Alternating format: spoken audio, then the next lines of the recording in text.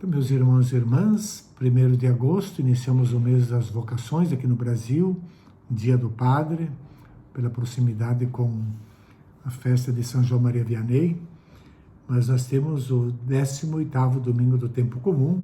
Este domingo temos a apresentação do Evangelho de João 6, 24 a 35, que é praticamente uma continuação do Evangelho do domingo passado, da multiplicação dos pães, tendo entre este Evangelho e o outro a travessia do mar, lembrando a travessia do Mar Vermelho, a libertação do Egito. Nesse Evangelho, podemos dar o título Trabalhai pelo alimento que permanece para a vida eterna. O milagre da multiplicação dos pães deu origem ao discurso da sinagoga de Cafarnaum sobre o pão da vida. E este discurso é introduzido à boa maneira joanina por um diálogo que culmina num mal-entendido. Os ouvintes, ao pedirem a Jesus o pão do céu, continuam a pensar numa fácil solução econômica. O mal-entendido manifesta o confronto entre duas posições extremas e irredutíveis. Por um lado, um egoísmo interesseiro, centrado na obtenção de vantagens terrenas do alimento para si, da comida. E uma outra posição, que é a da fé, empenhada em alcançar a vida eterna, que consiste em ser alimento como Jesus para os outros. Aqueles homens maduros, entre aspas, que comeram o pão, símbolo da Eucaristia, não compreenderam o seu significado como sinal, pois não são discípulos, são multidão. Quando eles perceberam que Jesus e os discípulos não estavam mais ali, subiram então nas barcas e foram à procura de Jesus em Cafarnaum. Interessante observar que o verbo procurar, no grego tseteo, para além do significado de buscar, procurar, investigar, desejar, que pode ser usado tanto em relação a coisas como a pessoas, pode também ser usado em relação a Deus, como se vê frequentemente no Antigo Testamento, os profetas exortando. E o próprio Jesus usa com esse significado nos sinóticos.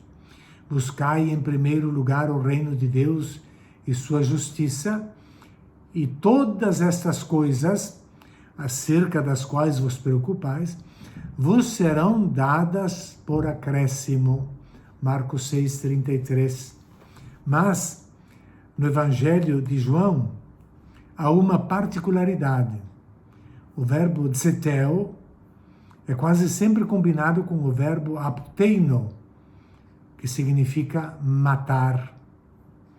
Os judeus que se opuseram à chamada ao reino de Deus que Jesus faz, se colocam na perseguição de Jesus. E por isso eles vão dizer, os judeus com mais empenho procuravam matá-lo, 5:18, verbo tseteo. Também nós lemos depois disso, Jesus percorria a Galileia, não podendo circular pela Judeia, porque os judeus o buscavam para matar, 7:1. Ou também, a pergunta que Jesus faz, por que procurais matar-me? 7:19. Ou também em 8:37, vós sois da descendência de Abraão, mas procurais matar-me. Em síntese, esse procurar em João tem uma conotação de capturar, lapidar, assassinar, e essa multidão está procurando Jesus. Eles, essa multidão, entre aspas, madura, não entenderam o sinal, pois o significado da Eucaristia é fazer-se alimento para os outros, como Jesus. Vós me procurais, disse Jesus, porque comestes e ficastes satisfeitos. Esforçai-vos não pelo alimento que se perde, mas pelo alimento que permanece até a vida eterna. Qual é o alimento que se perde? É o alimento que serve para o corpo, para a parte física, biológica, mas que não alimenta aquilo que permanece para a vida eterna, isto é, uma vida que se chama eterna, não tanto pela duração, mas pela qualidade, pela sua indestrutibilidade. É o que o Filho do Homem vos dará, disse Jesus, porque este é quem o Pai marcou com o seu selo. Jesus é a garantia da presença do Pai. Jesus manifesta a presença de Deus. O que é este selo que o Pai marcou com o seu selo? Jesus, como Filho enviado ao mundo. Podem ser este selo de Deus, os milagres, precisamente designados em São João como sinais. Pode ser uma alusão à consagração e à missão de Jesus, que se lê em 10:36 ou no capítulo 17 de João. Pode ser também, segundo alguns exegetas apoiados na tradição patrística, uma alusão à descida do Espírito Santo sobre Jesus por ocasião do seu batismo no Jordão. E a voz vinda do céu, com a proclamação solene e autêntica da sua condição de Messias consagrado para a missão. Então, eles perguntaram: que devemos fazer para realizar as obras de Deus? A expressão obra de Deus aparece uma única vez no Antigo Testamento, em Êxodo 32, versículo 16, indicando ali as tábuas da lei. As tábuas eram obra de Deus. A escritura era feita por Deus, gravada nas tábuas, diz esse versículo. A obra de Deus agora, que substitui as tábuas, é crer no Filho de Deus. Por isso respondeu Jesus: agora não se trata de obedecer à lei, mas de assemelhar-se a uma pessoa, a Jesus. É preciso crer em Jesus.